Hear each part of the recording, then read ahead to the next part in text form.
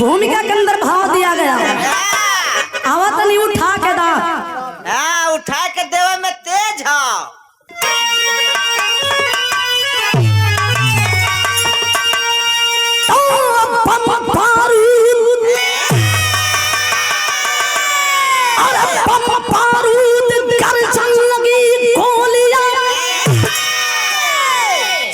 हिम्मत को मेरे चुनौती दिए,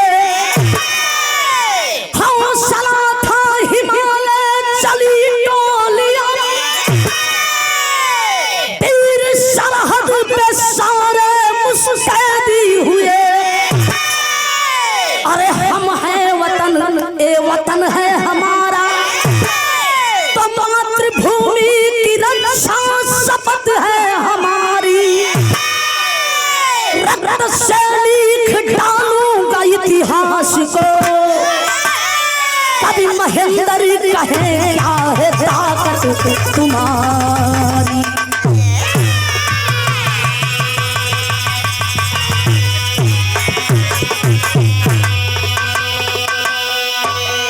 रक्त से लिख डालूंगा इतिहास को, कभी महेंद्र कहे क्या है ताकत तुम्हारी। एक लाइन गजल का संकेत है बाबू, सही है। ये गजल चाँद पुतली साहब गौले रहलन। चाँद पुतली दोनों भाई रहलन, काशी बनारस के रहे वाला, लेकिन बिरहा में लियावे वाला उस शख्स स्वर्गीय रामदेव गुरु अपनी जवानी के आलम में बड़ा मचल के गाँव में गा के दुनिया के छोड़ के चल गई लग।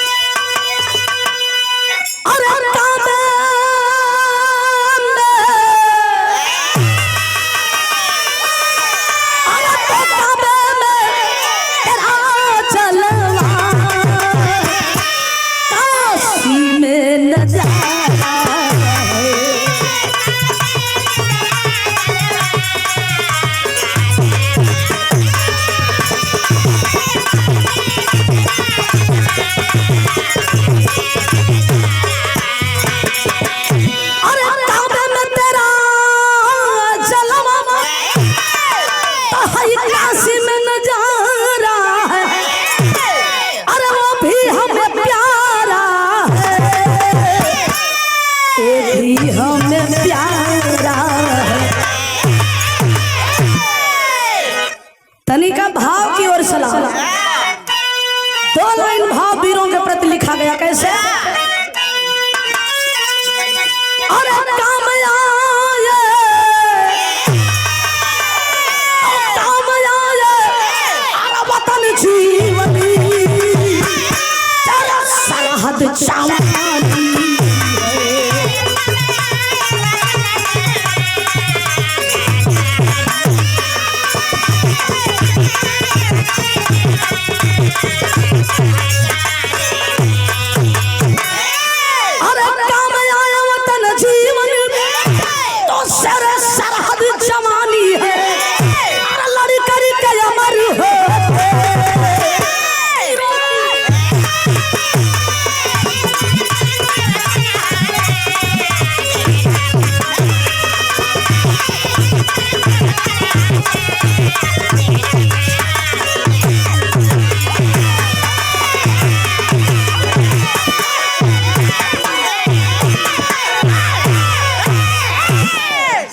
भैया कहानी के इससे शुरुआत हो गई।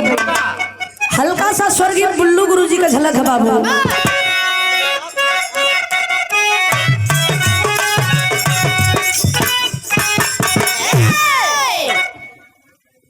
विराज सुनने वाले भैया ये देखा हम देखल नहीं रही भैया हल्ला करत मुआ, लेकिन ये भैया लोग बतावेलन, हमरे साहब दीन भैया बतावेलन, हमरे बड़े भैया श्याम भैया बतावेलन, काहे कि वो समय हमन का शायद जन्म भी ना रहल हुई।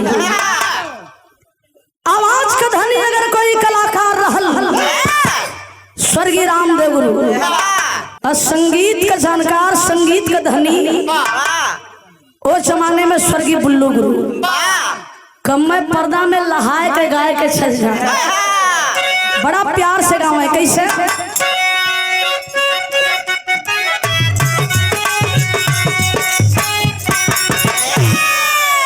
मुगलों से लड़के गोरे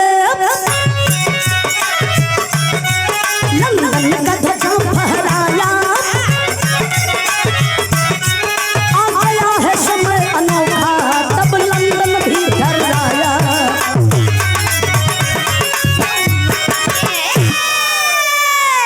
एक लाइन और गावा, भारत को मिली आजादी खुशियों में जनता गाई, हंस रहे थे दादा दादी एक यशगुन घड़ी है आई।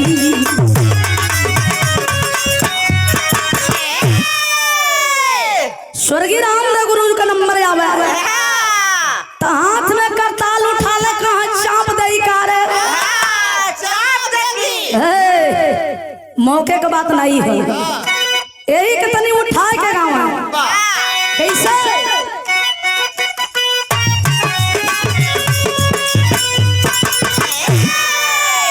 अरे सन 1962 में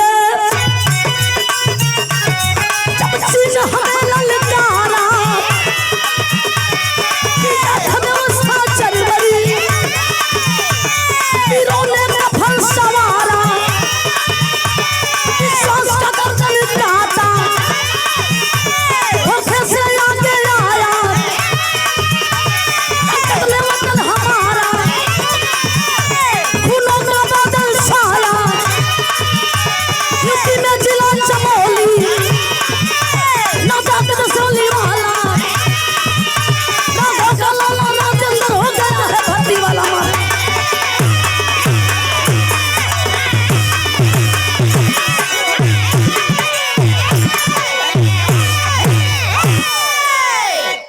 बा मालिक शेर हुआ भैया हो, तनी बात समझ ले।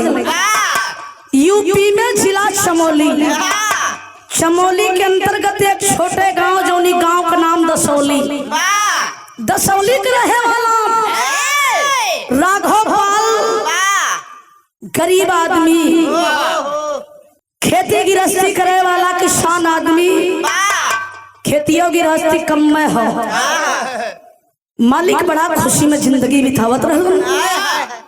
एक बेटा का जन्म भइल, परिवार में बड़ी अजीब खुशी हो गई। जौनी बेटा का नाम राजेंद्र पाल, लड़का के लगला पले बढ़े लगल। भैया हो धीरे धीरे हाई स्कूल इंटर जब पास कैलस, फौज में दौड़े लगल, रियाज करावे लगलन। पता चलल कि खुली भर्ती फौजियों की चल रही है। बाबू के चोरी छुप के साथियन के संगे में गई और उस फौज की भर्ती में जाकर शामिल हो गया। लाइन में खड़ा हो गया, दौड़ जारी कर दिया गया, लगल दौड़े हो भैया, हिरन के जैसे दौड़ता, लास्ट फाइनल जात नंबर 1 पर आया। ऊंची कूद, लंबी कूद, रस्से पे चढ़ना, जितनी भी प्रक्रिया एक फौजी के साथ किया जाता है, सारे प्रक्रियाओं में 1 नंबर आता रहा। फौज की उस खुली भर्ती में बहाल तो हो गया, लेकिन परिवार का पांव जमीन पे नहीं पड़त है, चौवा पे चलत हूँ। हाँ, माई बाबू चौवा पे चले लगला। कुछ दिन बेटा रहल, चल गल ट्रेनिंग पे। 20 दिन का समय बीतल, बाबू फोन कैला, मुन्ना ए राजेंद्र, हाल चाल ठीक है मुन्ना, एक बात सुना, जबले हमन गरीब रहल गल तबले हमन के पुछवाड़ कोई अजहिया ले तू फौजी भइल बड़ा, काला के तिल कहरू दुआर खाचा, तुम बेटा कहता तो तुहार शादी तय कर दई, और जब छुट्टी में अइता तो वही छुट्टिए भर में तुहार शादी हो जा। बाबू का बात बड़ा गौर से सुना चौहान, था तो गरीब का बेटा, लेकिन सीने में देश के प्रति जज्बात भरी है। पिता से कलश की बाबूजी शादी करेंगे, लेकिन किसी अमीर बाप की बेटी नहीं चाहिए मुझे। हाँ, बेटी अच्छी हो, मैं एक गरीब परिवार की बेटी से शादी करूंगा। पुरान आदमी, गांव के आदमी फोन में भड़क गई खाना। अरे राजेंद्रा, सार बड़का फौजी भल हुआ, नौकरी वाला भल हुआ, इतना रुपया पैसा लगा के योग्य मनौली है, लायक मनौली। जब तनी माल लेवे के टाइम में आई तो लगला फौजियन वाला रोब देखावे। पिता से कहा कि पिताजी, जो हमारी दिल की इच्छा थी मैं आपके सामने रख दिया, आगे आपकी इच्छा। फोन कर दलन बाबूजी। ड्यूटी समाप्त करके ट्रेनिंग का 1 महीने की ड्यूटी समाप्त किया, घरे आइल हो जवान। बाबू सोचे लगला कि काहे नहीं छुट्टिए में बियावा कह के खाली हो जाती। एक गरीब परिवार की बेटी, जो बेटी के नाम चंदा हो, चंदा के साथ शादी तय हुई। बारात का दिन पड़ल हो, शादी बारात के दिन आप लोग जाने ला, बारात सच के चलल हो तो एक वैसने खुशी वाली गीत लगल है बाबू।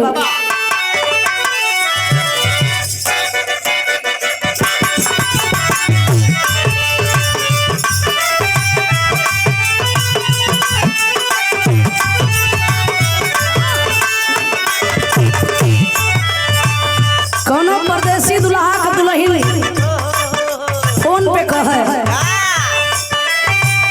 मन कर सिलावट पे लोड़ा से,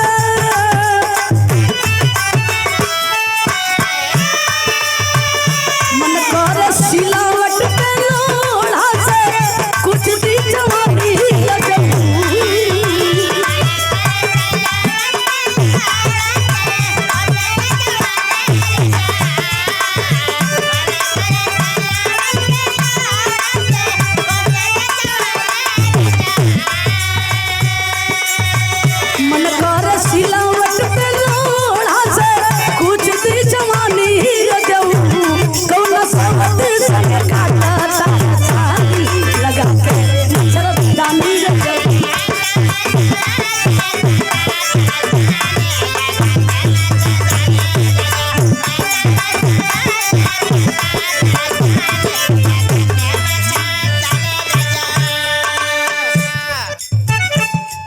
भाव दिया गया,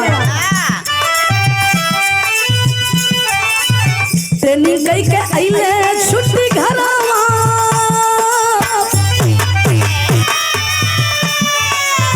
ट्रेनिंग कई के अइले छुट्टी घरवा, घायल सर शहरवा।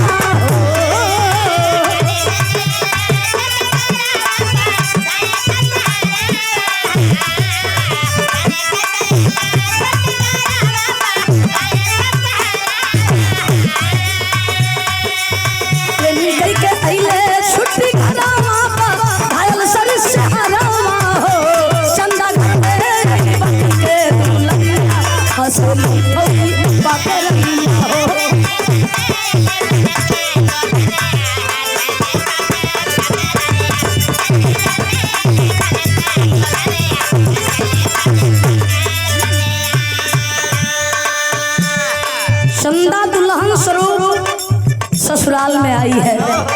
जिंदगी के बड़ा अनमोल रात, लोग कहलो सुहाग रात, जेकर बीत गई होई ओकरे खातिर कोनो बात नहीं की। जन युवक साथी का नाम बीतल बा, उ टेंशन में हुई है।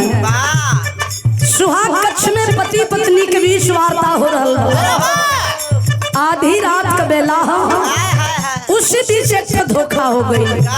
धोखा का भइल, डोगरा रेजिमेंट में रहले सिपाही, धोखावा में सीन हमार करला तबाही।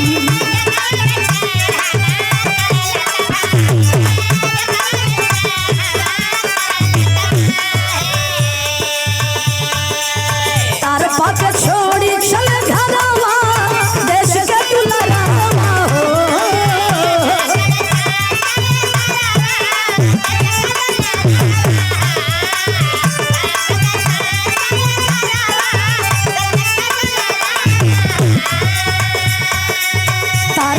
छोड़ी चले घरवा देश के दुलारावा हो चंदा घर में बन के दुल्हनिया हंसली फौजी पकड़िया हो चंदा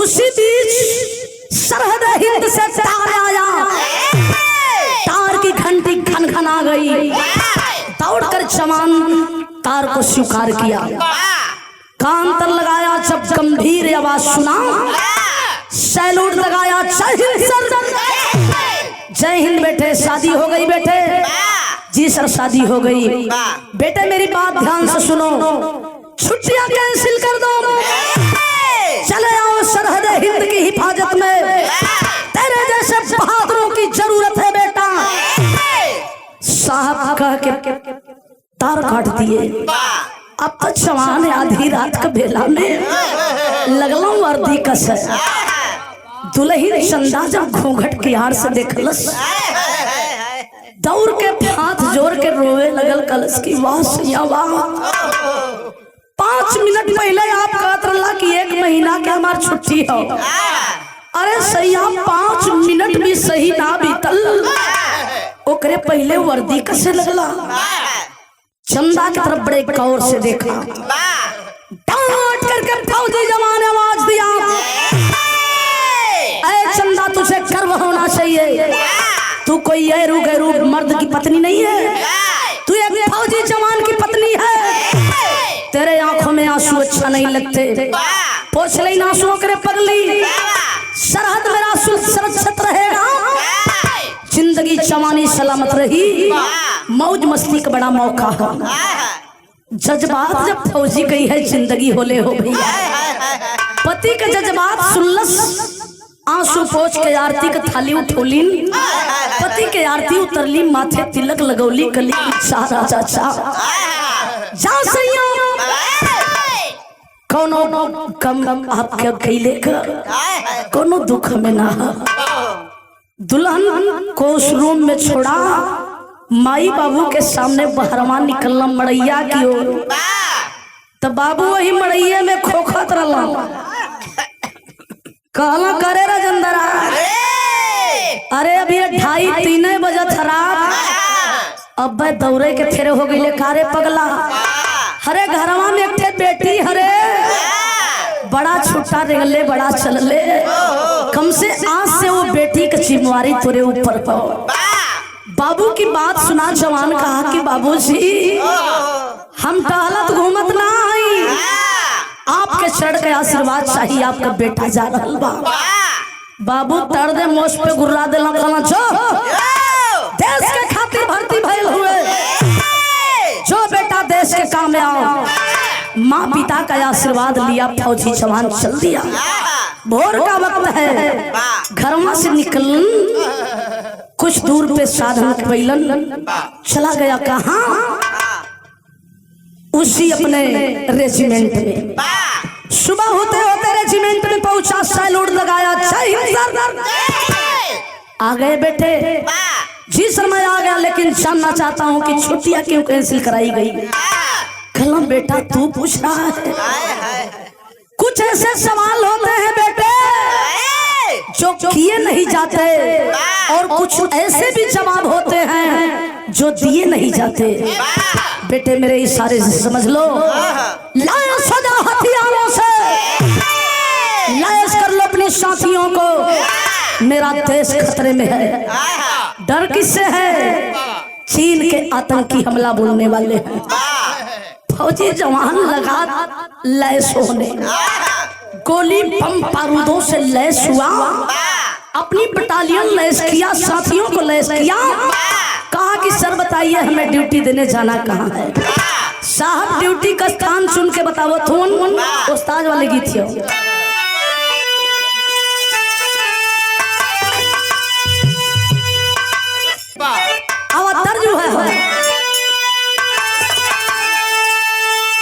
स्वर्गीय रामदेव गुरु गामा अरे बही उमरिया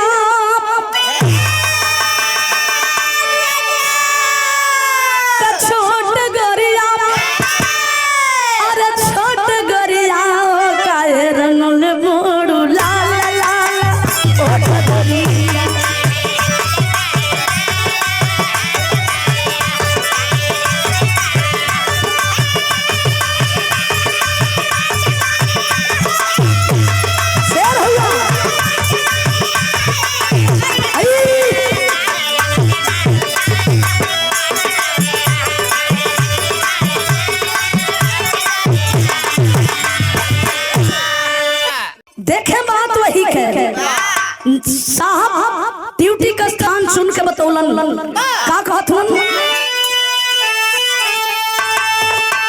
और दिन सेक्टर पे हमला बोली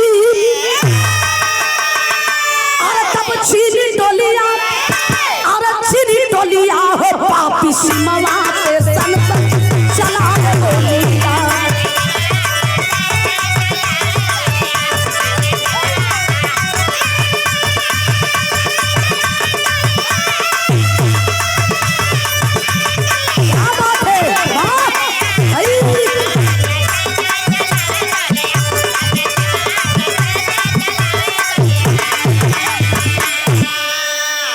सेक्टर नंबर 3 की तरफ चले हैं जवान। तब तक हुआ क्या, राजेंद्र बघेला थे जाति के गड़रिया अड्डा में फंस गई ले घेरलस अनहरिया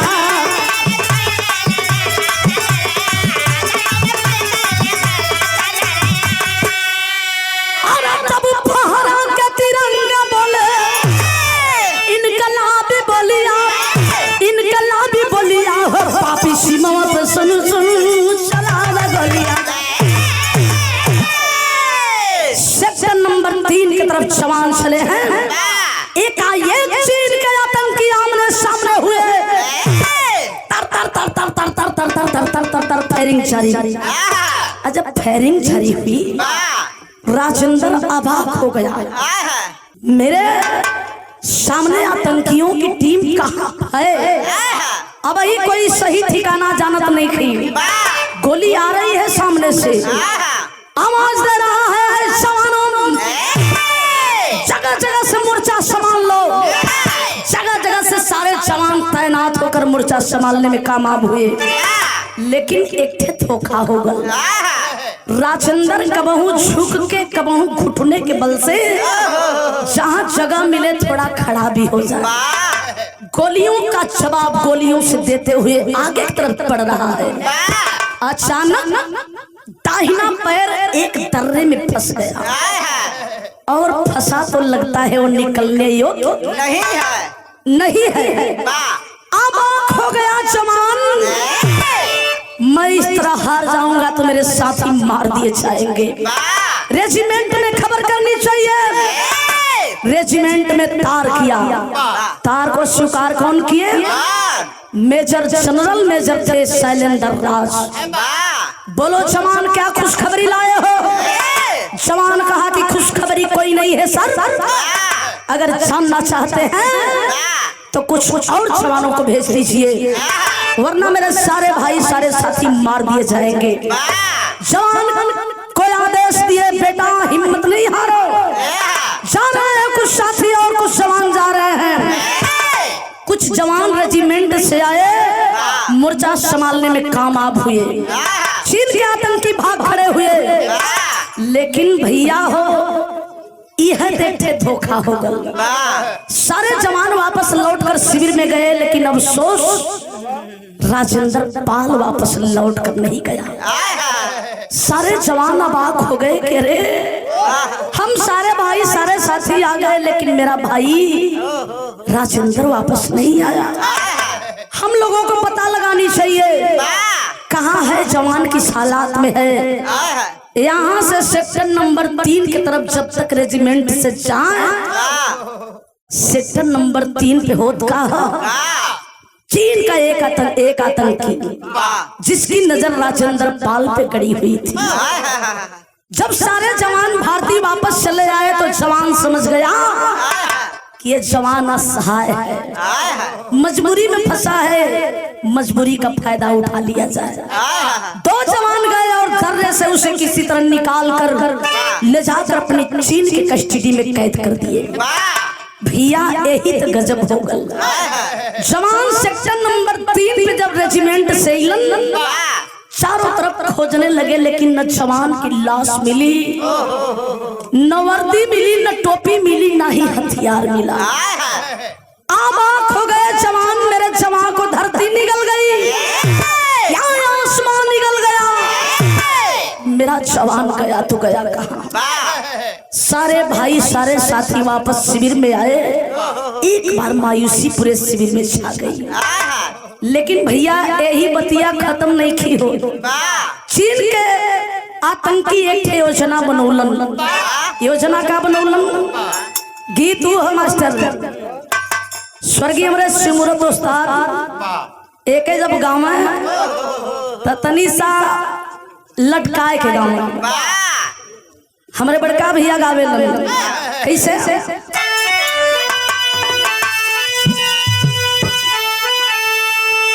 वह तर्ज का लाइन हो अरे सासु मरता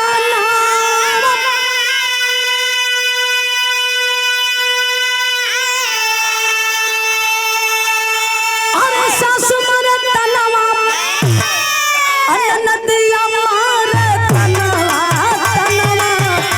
आई हो मारे ना तनवा आई हो मारे ना हमारे अगमई का कहना हो हमारे अगमई का लौंडा तनवा आई हो मारे ना।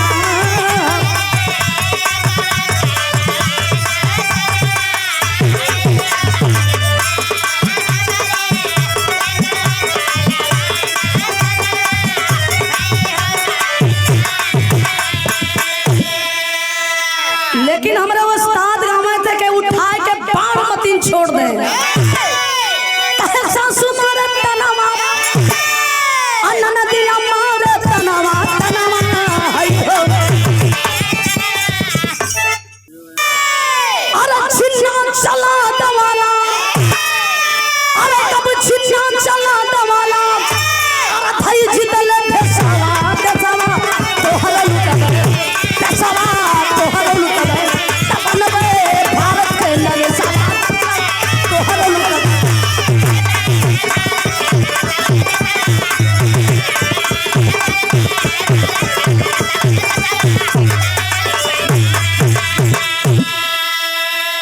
जगह जगह होई गई घेरा बंदी सथवानी भाया रुस नाटी के पाबंदी कहे भाई चारा वाला नहीं अरे भाई चारा वाला नहीं राखब लावल सवा के सवा तो हवे लुक बहना सवा तो हवे लुक बहना।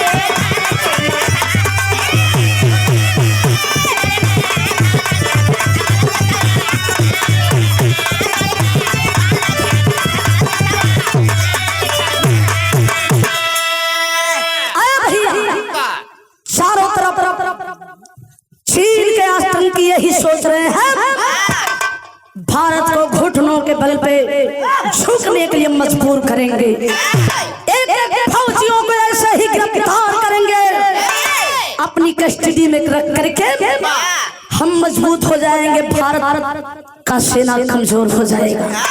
लेकिन ये नवा सुनलस के हमारे भारतीय जवान जब सुने तो एक ऐलान करते हैं। कौन सी ऐलान, कैसे ऐलान? बिरहा सलीम भाव हो अरे चुनौती ना सहाई हमसे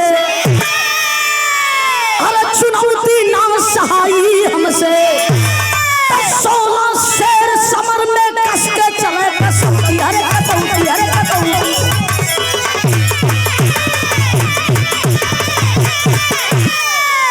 चुनौती ना सहाई हमसे 16 शेर समर में कस के चले कसौटी ललकार उठी भारत माता ललकार उठी भारत माता अब क्यों देर लगाते हो जग जाओ वतन के प्रहरी पाक को मिस्या आज बचाते हो तब तो टंक परी तरह कर टंक परी तरह कर मचल उठा है पाकिस्तान ध्वस्त किया है हमीद हंसकर बोला जय जय हिंदुस्तान।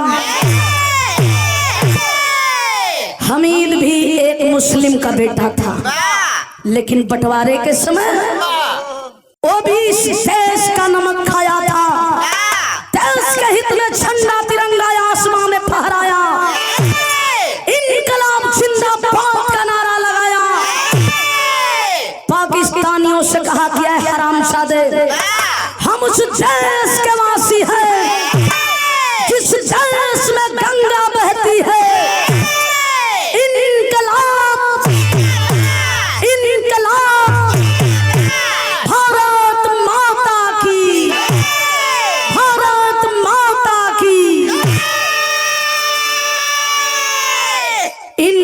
जिंदाबाद का नारा लगाया। भैया हो, देश का बंटवारा कुछ ही दिनों के बाद हो गया, लेकिन इस आजादी की खुशी, आजादी का जश्न के मनावत हो, कहाँ मनावल जात हो? मेरे देश के गृह मंत्री रहे उस वक्त लौह पुरुष सरदार वल्लभ भाई पटेल। ये खुशी कहाँ मनावत हो? विदेशिया में भाव हो।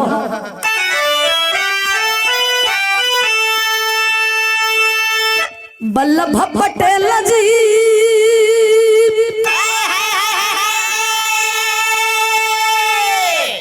अरे लाहौर पहुंच गई तब भोर में तिरंगा फहराई गाँव गीतिया। कहे हारा पाकिस्तान कुछ कैदमर जवानवा हो, अरे देश के पहरुअन के उहे करे दूर गतिया। लेकिन डोगरा रेजिमेंट में ए भैया राजेंद्र पाल रहा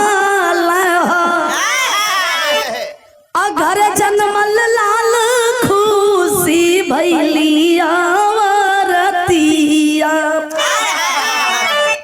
यह गजब हो गई भैया। धीरे धीरे समय तनी मनी लंबा ना बीतल, 4 महीना 6 महीना 8 महीना बीतल। चंदा धर्म पत्नी मन ही मन घबराए लगली कि सैया हमार जब ले गई न कोनो हाल मिलल, न खबर मिलल, न चिट्ठी न चपाती कुछ ना भेजल। दुल्हन के साथ समझावा कहा कि पगली तू पागल है, बेटा फौजी हो, कहीं कुछ जगह ड्यूटी लग गल हुई ना आ पावत हो, ना चिट्ठी भेज पावत हो। नेटवर्क में हुई, फोन करी, चिट्ठी भेजी, माई साहस धरौलिन, बहु कुछ दिन चुपचाप पटा गई। बात वही है। आखिरकार राजेंद्र और उनकी धर्मपत्नी चंदा की पहली मिलन से चंदा के गर्भ में, चंदा के पेट में पति का निशानी पलट रहा। यही खुशखबरी सुनाने के लिए पति के पास बेचैन थी, लेकिन कोनो हाल खबर ना आई। 9 महीना कुछ दिन का दिन बीतल। चंदा एक होनहार लड़के का जन्म दिली। केहू भी परिवार में बेटा हो जाए, केहू के भी घर में, चाहे वो गरीब परिवार रहे, लेकिन बेटा के इतनी खुशी होले भैया। दादा का ये वादा रहल, बेटा हमार चल गई, अधूरा काम अधूरे रह गल। काहे कि मुन्ना जब जवान नहीं मिला मेरे बाबूजी तो शहीद घोषित मजबूरन कर दिया गया। सरकार के तहत, भारत देश के तहत मजबूरन शहीद घोषित राजेंद्र पाल कर दिया गया। लेकिन बाबू के दिल का अरमान दिले में चूर हो। अब दादा लगला लड़का से मेहनत करावे, रियाज मारे लगल, भोर में 10 किलोमीटर दौड़ लगावे लगल। दादा समझ गई कि अब पोता हमार कामयाब हो गई। भैया फौज की जितनी बार भर्ती चले, बाबूजी अजमाइश करावे लगलन कि एक बार बेटे किस्मत की अजमाइश कर लो। आखिर एक दिन नसीब साथ दे दी लसो, फौज के भर्ती में बहाल हो गया। जिस मुन्ने का नाम बताया गया रणजीत पाल, ट्रेनिंग भी तौलस। मुन्ना की पहली पोस्टिंग हुई तो ड्यूटी लगी कहाँ? बाघा बॉर्डर पे। बाघा बॉर्डर के ओर चला है जवान, बिरहा खबरें आखिरी गीत है।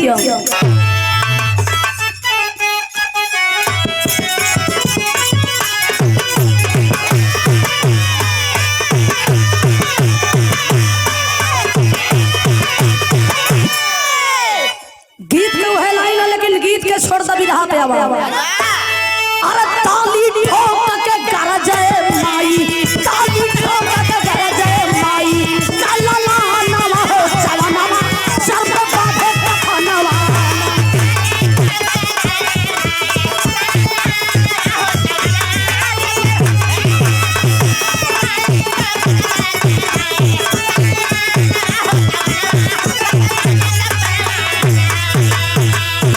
भागने लगा पोक गई मनवा, भागने लगा पोक गई मनवा, कहा कि नाही मोर जवनवा, कहा कि नाही मोर जवनवा। काले आतंकवाद गोला गिराई से खाना बात, पशुधन ने बस्ती काका काना हो जवनवा।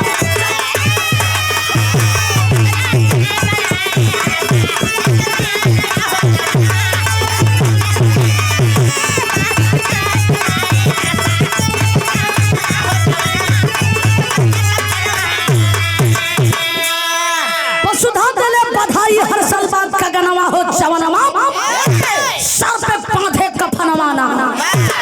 बाघा बॉर्डर पे चला है जवान, आमने सामने से जब फायरिंग जारी हुई, 16 आतंकियों को मार गिराया। पदोन्नति हुई तो कर्नल का पद मिला। कर्नल के पद पे बेटा का अर्थ हो गया रणजीत पाल। लेकिन कहानी तनी छूटने न पावे। धीरे धीरे सन 2014 का वक्त आया है। आप लोग जाना थे, याद होगा आप लोगों को, सन 2014 में मेरे देश के प्रधानमंत्री माननीय मोदी साहब चुनावी दौरे में आए थे।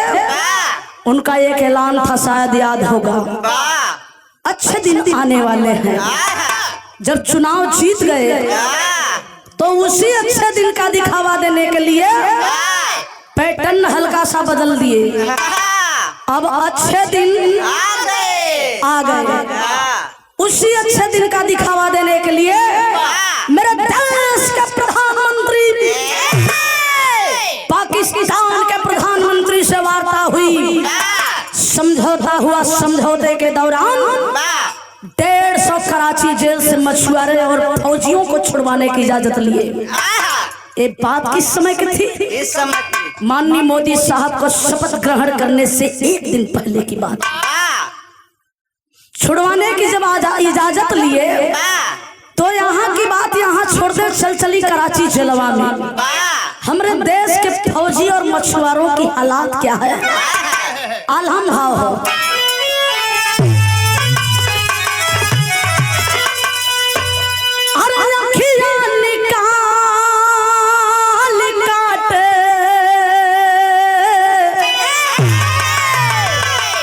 है हाथ पौआ के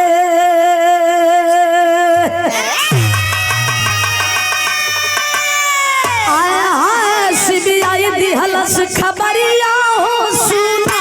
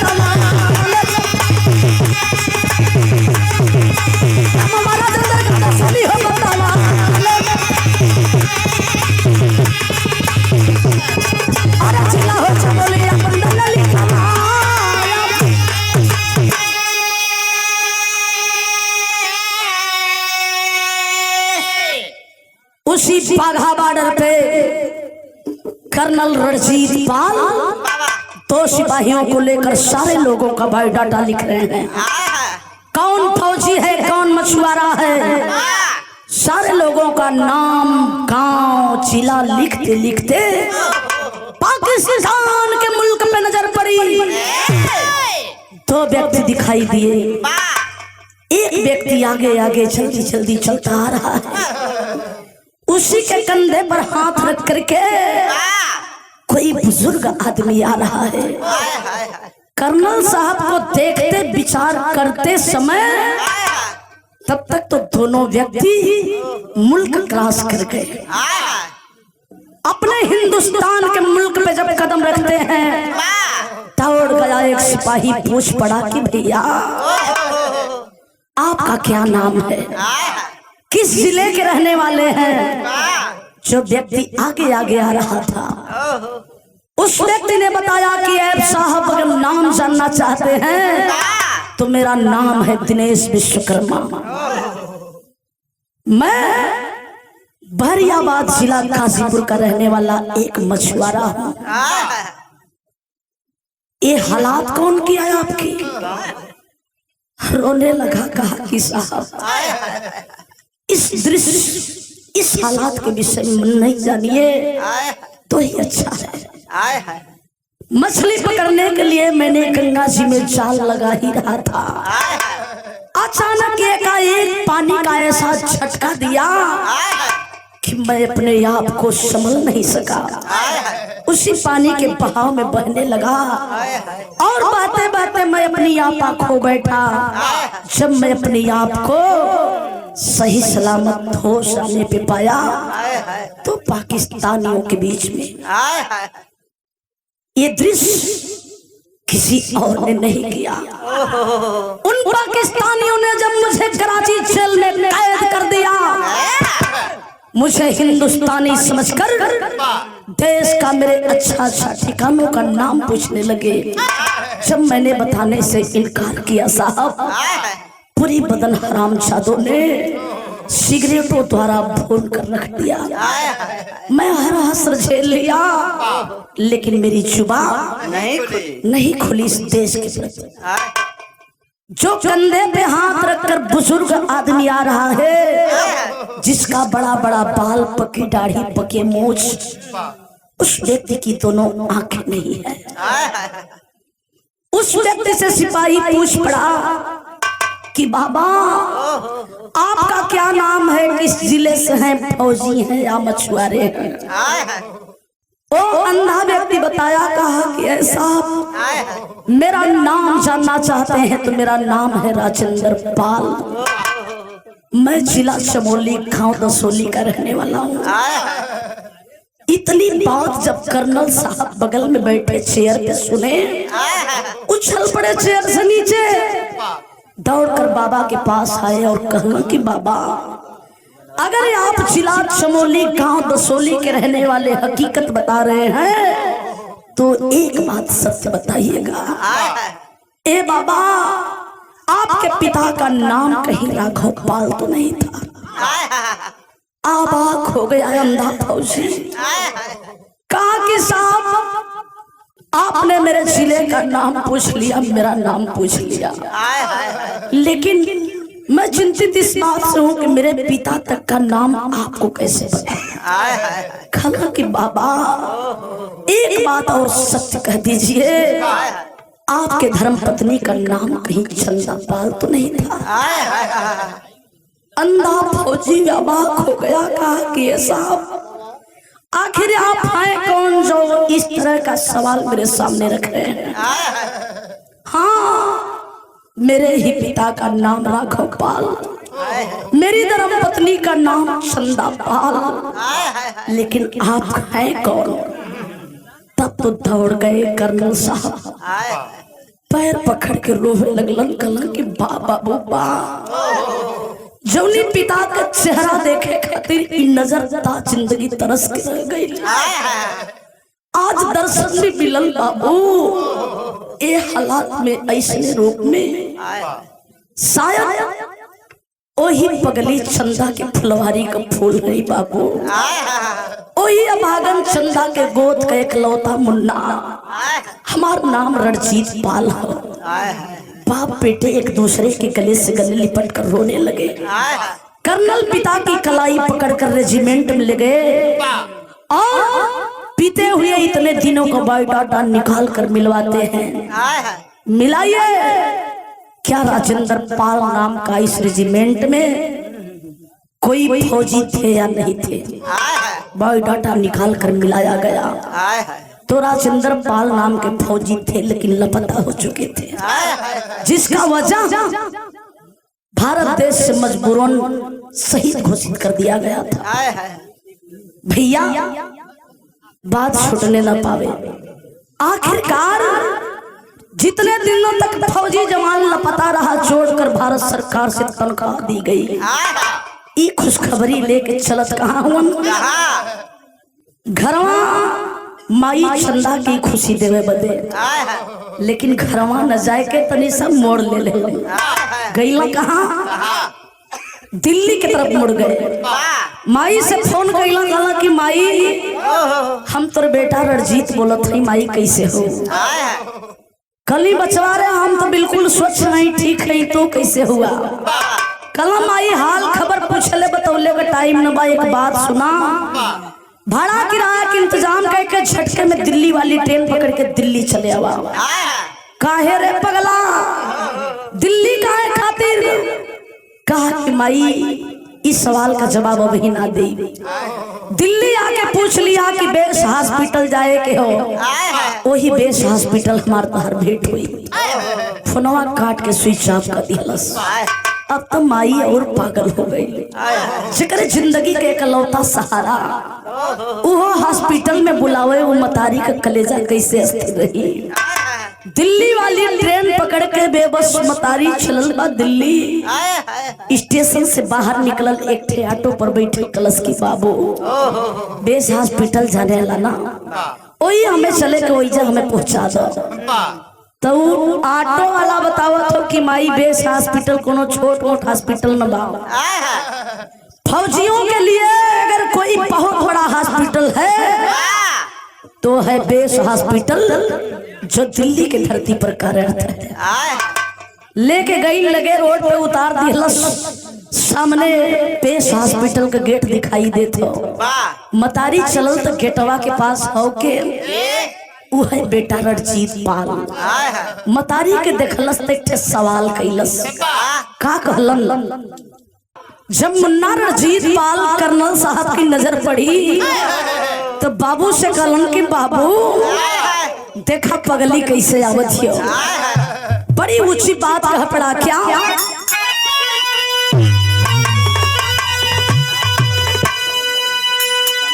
अरे बड़ी दुख से पोसा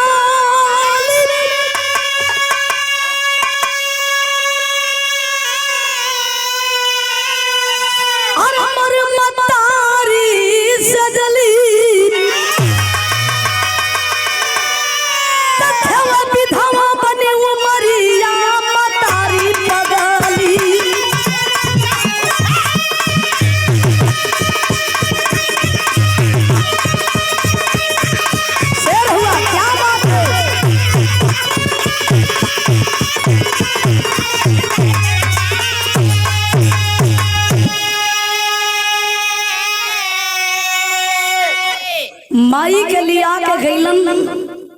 जब अंदरवा हॉस्पिटलवा के हिले जात हुए, दूसरे के गेटवा के तरफ होके वही पिता राजेंद्र पाल माई कली की करे मुन्ना तोर मजाक कैले के आदत भी ना छूटल। हमें परेशान कह के तो के काम मिले रे पगला।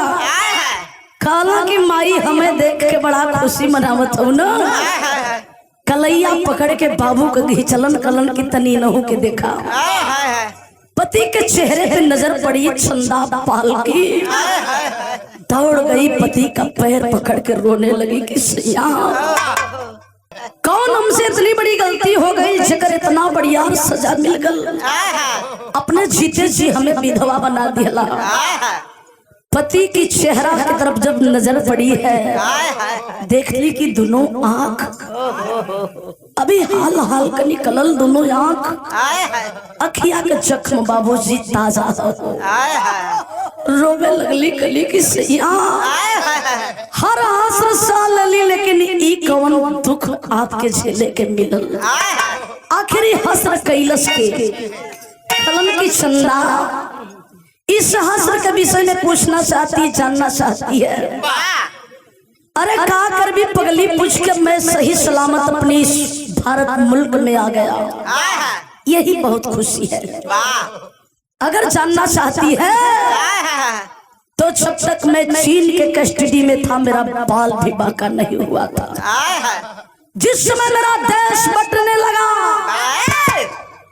एक देश जब दो मुल्क में बंटवारा होने लगा, उसी समय मुझे मौका मिला चंदा।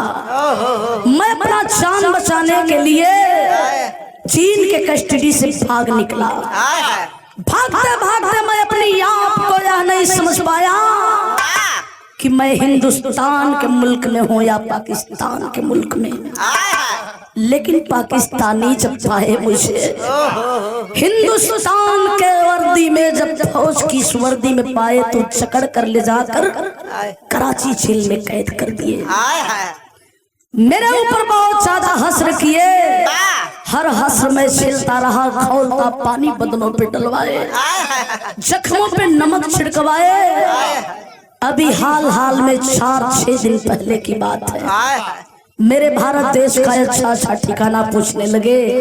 जब मैं बताने से इनकार किया चंदा, दोनों हाथों में सूजा लाल करके दोनों आंखों में भोंकर हमारी दोनों आंखें निकाल लिए। मैं हर हंसते हुए झेल लिया, लेकिन मेरी जुबान नहीं खुली। चंदा अपनी पति की जब यह बात सुनती है, बेटे कर्नल की कलाई पकड़कर अंदर बड़े डॉक्टर के पास गई। जाकर चंदा करती क्या है, एक जब बिरहा गजब हो गई।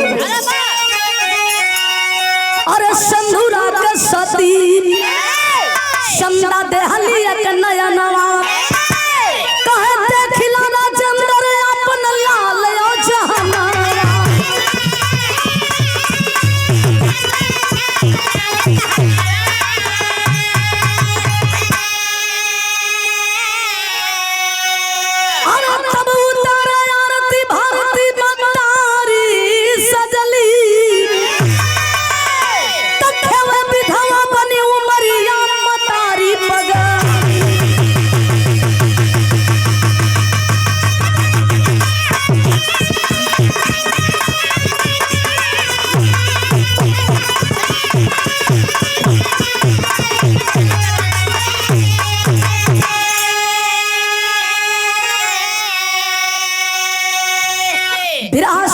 बाबू सच्चा भैया लोग पति के लिए अपनी दाहिनी आंख निकलवा कर अपनी स्वेच्छा से पति को नेत्र दान करती है। यही एक पत्नी का धर्म है, यही एक पत्नी का कर्तव्य है। कुछ दिन हॉस्पिटल में रही, आंखों की पट्टी खोलने के वक्त आया जिसमें चंदा को सामने लाकर खड़ा किया गया। आंखों के सामने पट्टियां खोली गई, तब कहली कि स्वामी अब आप अपनी बेटा के दुनिया के लोगन कभी देख सकत होगा। हंसे लगलन कलन की बारे चंदा, अगर धर्म पत्नी हो तो तेरे जैसी। मेरा बिरहा गाने का मकसद धीरे धीरे आज 2023 का वक्त चल रहा है। कर्नल साहब पिता माँ को लेकर अपने गांव दसोली में गए। कुछ दिन सेवा सम्मान कैलन, पुनः अपनी ड्यूटी ज्वाइन कर लिए। एक कोई कपोल काल्पनिक बातें नहीं है। मेरे घर में भी फौज के जवान हैं जो कर्नल के पद पे भी कार्यरत थे। हमारे जेठ जी अभी हाल हाल में उसी बाघा बॉर्डर से रिटायर होकर घर पे आए हैं। विराम की ओर चला कैसे गुरु बिहारी गुरु गणेश गुरु महेंद्र कवि कलीला और धवल चंद्रिका रामदेव का जोड़ कोई न मिला।